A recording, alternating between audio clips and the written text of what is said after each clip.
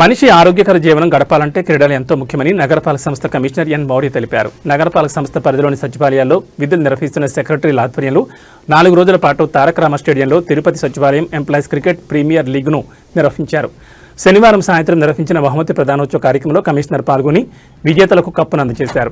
ఈ సందర్భంగా కమిషనర్ మాట్లాడుతూ ఉద్యోగులు విధి నిర్వహణలో అనేక ఇబ్బందులు ఎదుర్కొంటూ ఉంటారని తెలిపారు. అటువంటి సమయంలో క్రీడల్లో పాల్గొంటే మానసిక ఉల్లాసంతో పాటు ఆరోగ్యంగా జీవించగలమని అన్నారు.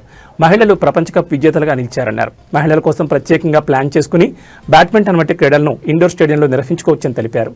నగరపాలక సంస్థలో పనిచేస్తున్న ఉద్యోగుల కోసం రానున్న 2 నెలల్లో స్పోర్ట్స్ మారథాన్ నిర్వహించి ఏర్పాట్లు చేస్తామని తెలిపారు.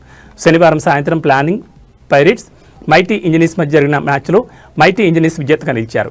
ఈ కార్యక్రమంలో తోడా పీఓ దేవికుమారి, నగరపాలక సంస్థ రెవెన్యూ ఆఫీసర్ సేతుమాధవ్, డిజీలు మహేష్, రాజు, రమణ, ప్రసాద్, లలిత, నగరపాలక సంస్థ సచివాలయ ఉద్యోగులు పాల్గొన్నారు.